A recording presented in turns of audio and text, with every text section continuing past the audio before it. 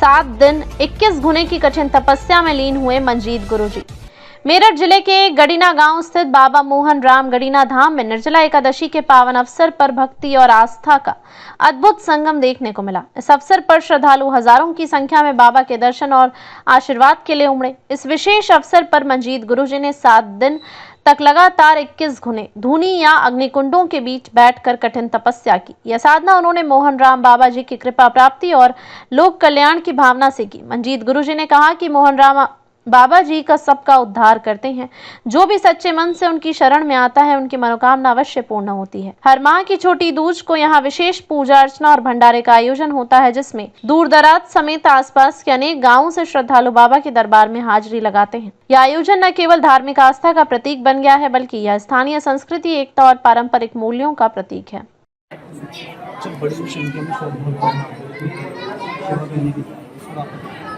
बहुत अच्छी बात, इसकी भावना अपनी भावना होती है।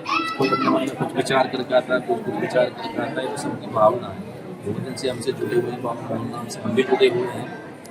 बस मनोकामना पूरी होती है, इसलिए बाबा से जुड़े हुए हैं। कुछ मनोकामना होती है, कुछ की मनोकामना होती है। मैं 1 साल से जुड़ा हुआ हूँ बाबा से। होली भी जाता हूँ बाबा के साथ, यहाँ पे भी आता हूँ, संडे आता हूँ, तब लगता है यहाँ पे जागरण होता है। 1 दिन में 1 बार तब भी आता हूँ। तो ऐसी सारी संगत है जो इसकी भावना होती है, सब ऐसे है। हिंदू धर्म पे हमें गर्व है और हम सनातन के लिए ही इस चोले को धारण किया है और हम मानवता और सार के लिए अपनी मानवता अपने हिंदू धर्म को बचाने के लिए इस भक्ति सागर में हम गुरु, कितनी आयु में आपने ये ग्रहण की है? हमने 11 साल की आयु में ये ग्रहण किया है और ये अपना जीवन को धर्म के अनुसार और अपने धर्म के प्रति आनंद उठाते हुए हमने ये चीज ग्रहण किया।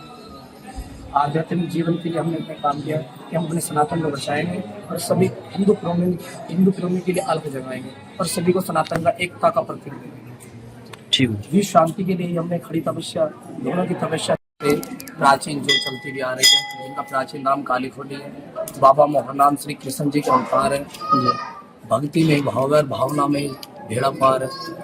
जैसे कि यहाँ पर बहुत दूर दूर के श्रद्धालु आते हैं। दिल्ली, हरियाणा, यूपी, राजस्थान, एटा, गोवा, मैनपुरी, उत्तराखंड, हिमाचल प्रदेश, सभी प्रकार के सभी तरह से श्रद्धालु आते हैं। अपनी श्रद्धा को लेकर आते हैं, अपने भावों को लेकर आते हैं और जिसकी जैसी भावना होती है, जिसके जैसे ही क्रम के अनुसार महाराज की सेवा पूर्ण करते हैं, मंजूर करते हैं। और 1 दशक से यहाँ पर सेवा पूर्ण होती आ रही है। महाराज की झाड़ी में शक्ति, झाड़ी में भक्ति है। साधना से बड़ी कोई भक्ति नहीं है कि भावना में भाव है तो भक्त से बड़ा पार है और भावना में भाव नहीं तो भावना नहीं। जैसे कि दूर दराज से आए हुए सभी भक्त लोग बैठे हुए हैं कि सभी की अपनी अपनी मनोकामना होती है। जो अपनी अर्जी लेकर आते हैं, महाराज सबके बीच में स्वीकार करते हैं और सबकी मनोकामना पूरी।